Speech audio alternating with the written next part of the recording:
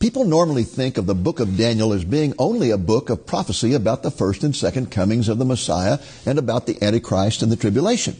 But the book also contains some great principles for victorious living.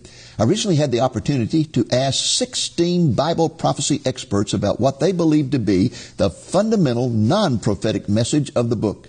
Stay tuned for their fascinating answers. Lamb and Lion Ministries presents Christ in Prophecy, a program that focuses on the fundamentals of Bible prophecy, showing how current events in the news relate to biblical predictions of end-time events and the soon return of Jesus. Now, here's your host, Dr. David Reagan. Greetings in the name of Jesus, our blessed hope, and welcome to Christ in Prophecy. Over the past few weeks, we have been taking a look at the book of Daniel through the eyes of 16 Bible prophecy experts whom I've had the opportunity to interview. In the process, we have considered a number of fascinating questions about the book.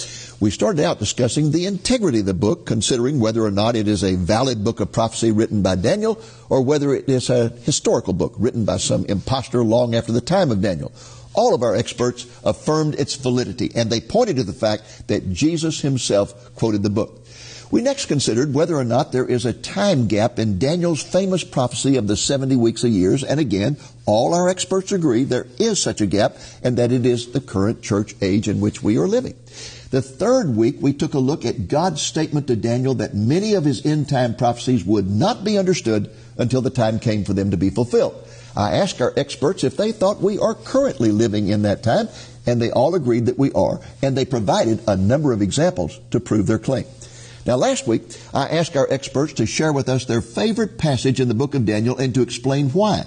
Needless to say, we received some fascinating answers and insights. And folks, if you missed any or all of these past programs, you can find them on our website at lambline.com. Now, this week, I am going to share with you some of the answers we received when I asked our experts to identify what they consider to be the fundamental non-prophetic message of the book. As I explained at the beginning of the program, the book of Daniel is not just a book of prophecy. It is also a book that tells a fascinating story about a young man taken into captivity to a foreign nation where everything he believed was challenged. I personally have always believed that the fundamental non-prophetic message of the book is how to live a righteous life in the midst of a pagan society. A number of the experts I interviewed came to the same conclusion. Here now are some of their responses.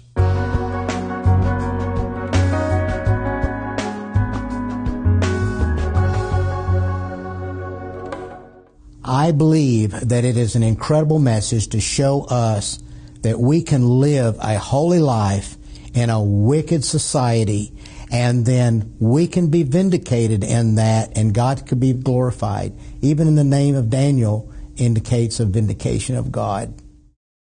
To me, we have to put ourselves in the shoes of the original audience.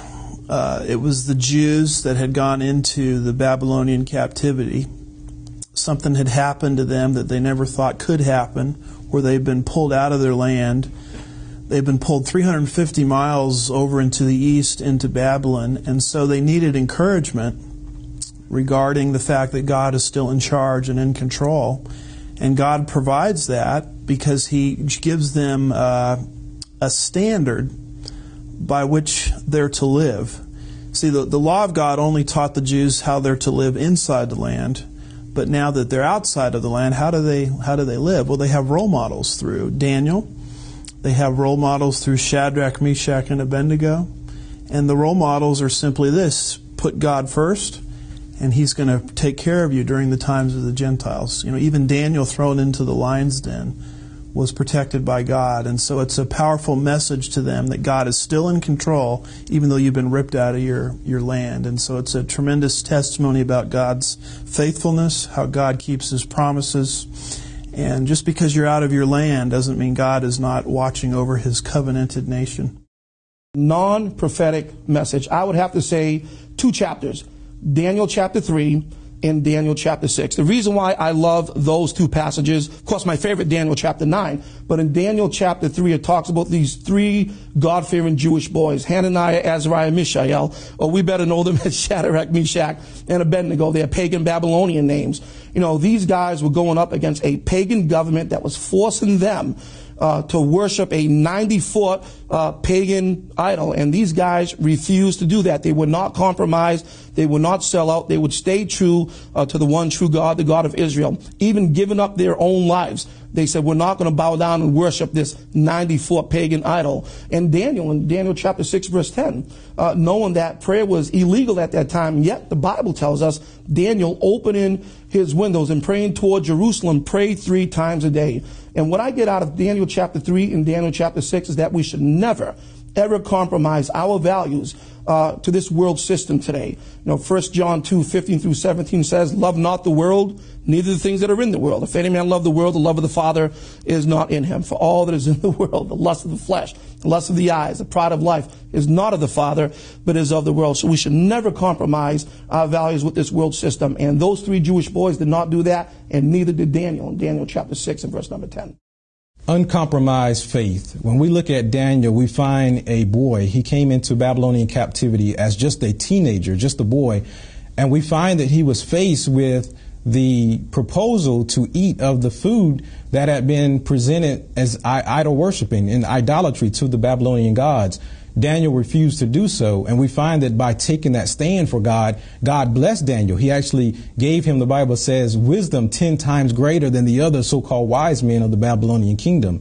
Then if we fast forward to nearly the age of 90, we find Daniel once again was faced with the proposition to obey an order of the king that he could not pray to anyone other than the king himself. Once again, Daniel refused to do so. The king threw him into the lion's den, but God supernaturally saved him. So I think when we look at Daniel, we see a man of just great faith and loyalty and dedication to our Lord. And I think it's something that today we as Christians should take note of, to live the same life as well. And I think without a doubt, we see, just as the prophet Ezekiel stated, Daniel as being one of the 3 most righteous men to ever live. And that is because he had an uncompromising and unwavering faith when it comes to our Lord. Righteousness in the midst of paganism. That, my friends, is a message that is very relevant today as we find ourselves living in a society that is rapidly becoming more secular and pagan in nature. Several of our other experts expressed the same concept in slightly different terms. They did so by stressing Daniel's character, emphasizing his faithfulness to God.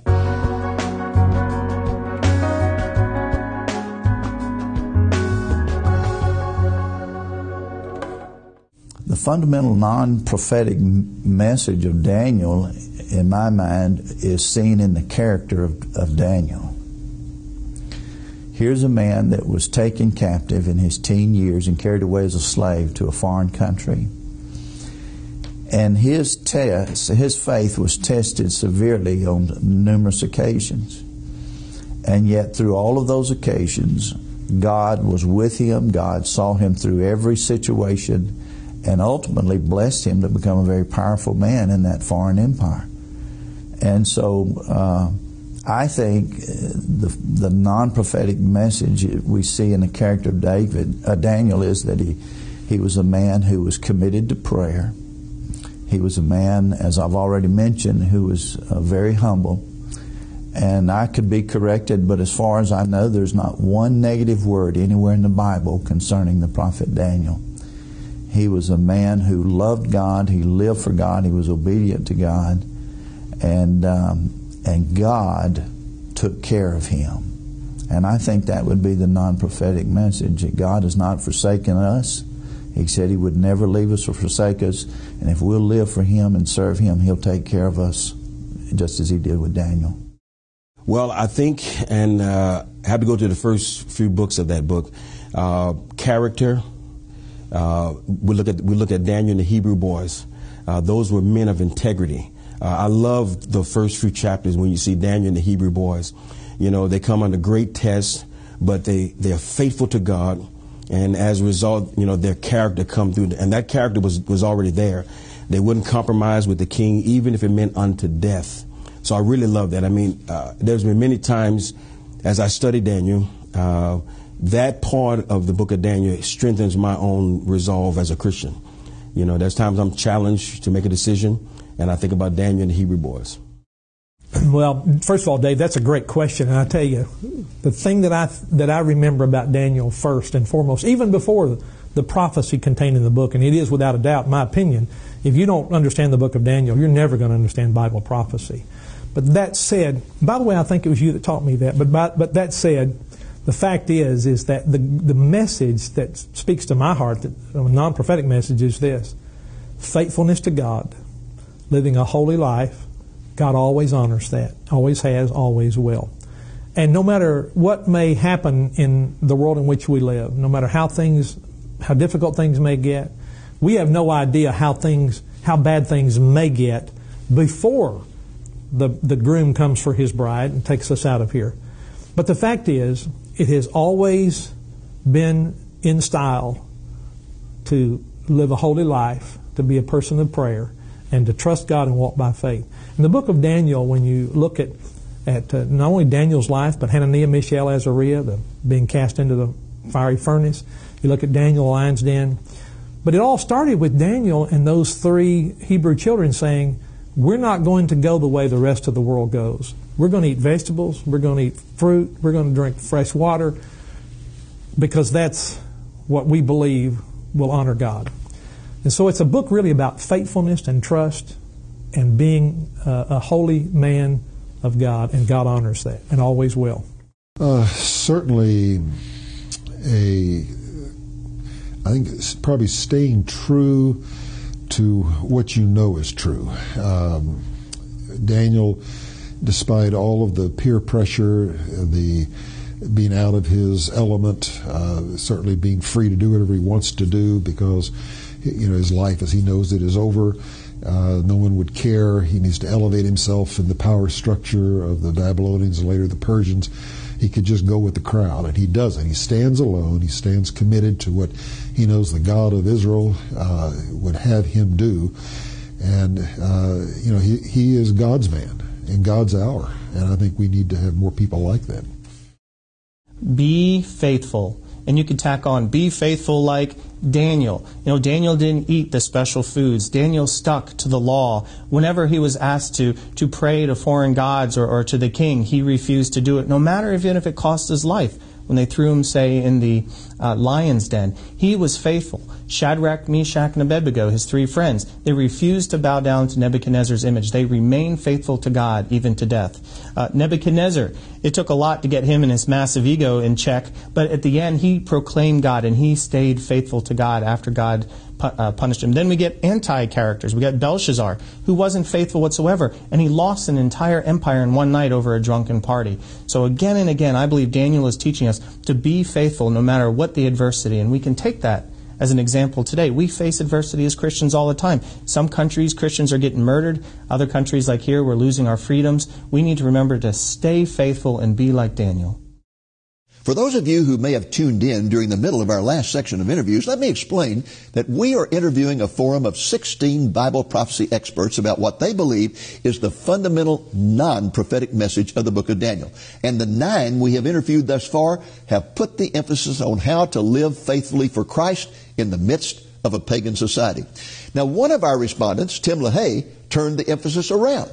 Instead of talking about the faithfulness of Daniel, he talked instead about the book's underlying theme concerning the faithfulness of God. God is faithful. David, my mother was a godly woman. She was left at 28 years of age with a infant child, 7 weeks old. My sister was 5 and I was almost 10. My father at 35 died of a heart attack. And she had no one to trust but God. And she hadn't even finished high school. And she had to work in a factory. In fact, she started in the Henry Ford Hospital in Detroit, folding sheets in the laundry just to keep us alive. And when she died at 81 years of age, after putting herself through night school in Detroit Bible College and so on, became a child evangelism director. It was a great personal soul winner. And when she died, we knew she was going to be, because her blood got thick before they invented Coumadin, to thin out your blood. And I take it every day because I inherited it from both my mother and father.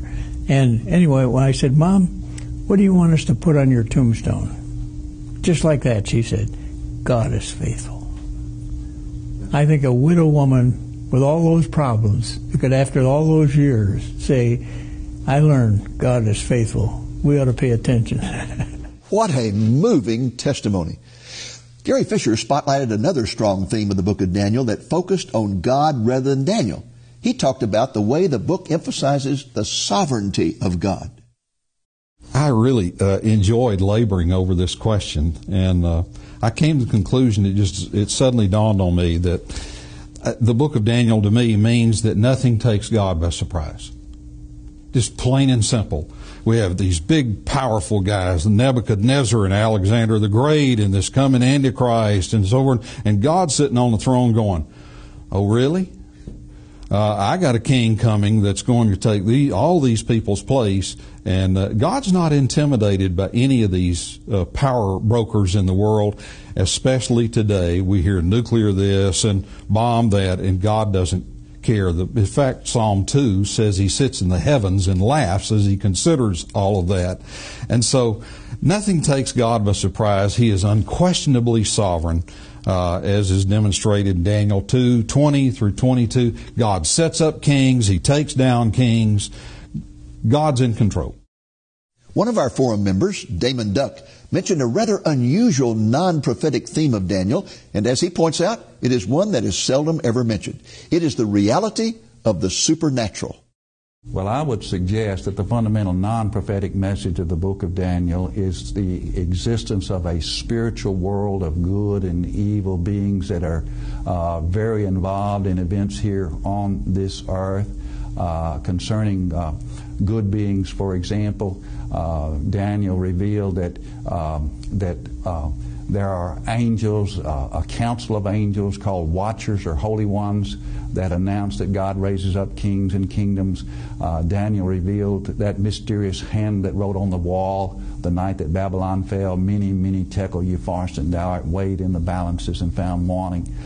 Daniel revealed that an angel shut up the mouths of the lions when he was thrown into the lion's den, and that there are thousands and thousands and 10,000 times 10,000 angels in heaven serving God and ministering to God and before the throne of God. And he revealed that the angel Gabriel gave him the prophecy of the 70 weeks of Daniel, and he revealed that the archangel Michael will stand up for Israel at the end of the age. Concerning evil beings, he reveals that there is a devil. He revealed the Antichrist, that he will have satanic powers, that he would oppose Messiah the Prince, that he would oppose God's people. He also revealed a mysterious figure, and I think it's a demonic figure called the Prince of Persia, that hindered his prayers on one occasion. So this is a teaching that I think the church has abandoned about these evil forces, but God gave them. It's very important, and I think the church ought to go back to that. Another of our forum members, Ed Heinsohn, responded with an answer that summed up the themes of the faithfulness and integrity of Daniel and the faithfulness and sovereignty of God. I'd like to conclude our responses with what he had to say. I think the key comes in that very first chapter in the 8th verse. He purposed in his heart. Some of the newer translations put it, he determined, which in essence he did. But I love the Hebrew original, and the King James follows that, uses the term in his heart. In the Lev in Hebrew. It's a heartfelt decision and determination. It's a reminder to us that the religion of the Old Testament is not just a religion of laws and rules and regulations and externals of ritual and sacrifice, but it's a religion of the heart. The Old Testament says, love the Lord your God with all your heart and soul and mind. It reminds us again and again that God looks on the heart of an individual. And Daniel determines in his heart that he's not going to defile himself. He's going to stand up, do the right thing. A good Jewish boy is going to hold to his kosher dietary restrictions, and it doesn't matter what the implications of that are or what the penalty may be, but he doesn't do it in a wild-eyed protest. He simply asks for the creative alternative. Let me try something else, see if that works, and give us an opportunity to stand by these convictions. His convictions as a young man, probably only about 15 or 16 years old, carry through his entire life. So that when he's an older man in his 80s at the end of the book, and he's lived all the way through the Babylonian captivity, he's still a man of integrity. What he was as a young man ultimately helped determine what he would be as an older man. And I think from a non-prophetic standpoint, that's the spiritual lesson that is taught in the book. I think it's also clear that the sovereignty of God is clear in the book too. God raises up and takes down kings. God is on the throne, even when an evil Nebuchadnezzar rules, or an Antiochus Epiphanes is coming in the future. The reminder in the book of Daniel is God is on the throne of heaven. God will overrule even human kings to accomplish His purposes. I hope the responses we have shared with you to our question about the non-prophetic message of Daniel have been a blessing to you, and I pray they have motivated you to spend some time studying the book. And now, I would like to provide you with a special unannounced blessing. While I was interviewing the 16 Bible prophecy experts, I decided to take advantage of the opportunity to ask Tim LaHaye 3 personal questions. I think you will be blessed by what he has to say concerning some personal aspects of his life. My first question was, how did you get interested in Bible prophecy? Actually, it happened at my father's funeral. I was 3 weeks away from my 10th birthday. My father was a gregarious, lovable, wonderful, personable guy, and I loved him. He loved me. I grew up never knowing what it's not like not to be loved. It's a blessing from God. And suddenly he had died of a heart attack, 34 years of age. And at his funeral, I was devastated. I had wept so much, I didn't have any tears left because I thought my world had come to an end. But the preacher that day, I can see him yet, he put his hand on the casket and he said, "The world has not seen the last of Frank LaHaye. The day is coming when Jesus will shout from heaven." And because the minister had led my parents to Christ, and he said, because he invited Jesus into his heart, the day is coming when he will be resurrected, and all of us will be resurrected and translated in the rapture of the church. And it was an overcast Michigan day. I grew up in Detroit, and it just seemed like the sky opened up and the sun shone through into my heart and gave me the blessed hope. And here I am, 86 years of age, and I still haven't lost that blessed hope. I anticipate the day when behind Jesus at the gate of heaven will be my dad, and I'll reestablish forever and ever a relationship with him. My second question for Tim LaHaye was, how did he get interested in writing books? Here's his response. I was driven with the idea of writing my messages because as a preacher, I found on Sunday night, back in the old days when we had Sunday night services every Sunday night, we had crowds when other people didn't because I was preaching on Bible prophecy, and people loved Bible prophecy. And so I began to notice that when I printed my messages, even mimeographed them, I look at them now, they were an excuse for publication. And when you gave them out, I had a bigger crowd. Well, if that's what works, it works. So I would print my messages. And anyway, a lady in the congregation was rushed into the hospital, had surgery, and she asked that I would call on her on Monday morning. And I preached that Sunday night, and her family came to church and took one of those messages on the great white throne judgment in the providence of God, and they took it to her and left it off before they went home. And she gave it to the lady next to her. So on Monday morning when I buzzed into her Mercy, it was a Catholic hospital. And I rush in there and she says, "Pastor, would you like to meet our latest convert?" And I said, "Yeah, I would." And I look at the lady in the other room and in the other bed, and she says, she accepted Jesus last night. So we prayed with her, and I gave her a little assurance. I kind of staggered out. I think I was 36 years of age at the time. I staggered outside and I leaned against the wall in a Catholic hospital. I'm looking up at the crucifix of Jesus and, all the memorabilia they have. And I said, Lord, is it possible that you could use my writing? I hadn't thought about being a writer, never took a writing course, still haven't taken one. And the long and the short is, God spoke to me, and I yielded my pen. And that's 80 books passed. And God is, everywhere I go, and I say this to the glory of God, people like here at this conference, I've had 2 or 3 of them come up and say, I want to thank you for leading my wife to Christ. I never knew them. I thought, well, gee, I wonder what their name is. And I never met them. It's through the books. And I just thank God for the ministry that He's given me to write books. The third question I asked Tim LaHaye related to the fact that years ago, when I went to Oregon to teach for a week at a Christian college, I discovered one of his first books in the college library, and to my amazement, it consisted of pages that had been run off on a mimeograph machine. So, I asked him, early on, you did not have a publisher, did you? And I realized that publishing is a special art. And I didn't have the gift to be a writer and a publisher. And so I prayed that the Lord would help me, but nobody would take my books. I was internationally unknown. And so I had them mimeographed out, and my kids were all in high school. And I paid them, can you believe this, 10 cents to collate my books. And I had them all stacked up in the garage and shelves. And then one day our youngest son, Lee, came in, and he got hot. And he wanted to open, so he opened the garage door, and the breeze came in and blew those things all over everywhere. And my wife said to me, honey, we've got to get a publisher. And I said, I couldn't agree with you more.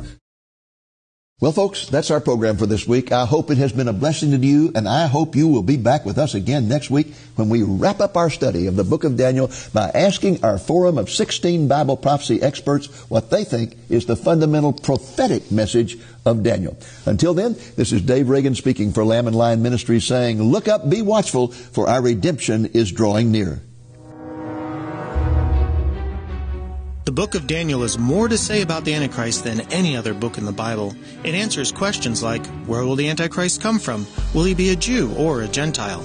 Dr. David Reagan's book, The Man of Lawlessness, the Antichrist and the Tribulation, answers these and other questions, such as, could he be a Muslim?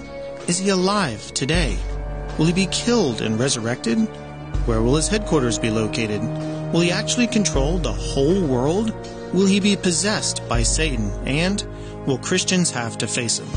Dr. Reagan discusses these compelling topics and even enlists 22 Bible prophecy experts to give their unique perspectives on them. You will not want to miss this opportunity to survey the career of the Antichrist during the coming tribulation. To get your copy of The Man of Lawlessness, the Antichrist and the Tribulation, call the number you see on the screen, 8 a.m. to 5 p.m. Central Time, and ask for it by name, or go to our website at lamblion.com. It is available for a gift of $15 or more, plus shipping. This would make a great gift for your pastor or church library. Thank you for joining us on today's Christ in Prophecy, a presentation of Lamb and Lion Ministries, a non-denominational ministry dedicated to teaching the fundamentals of biblical prophecy and proclaiming the soon return of Jesus.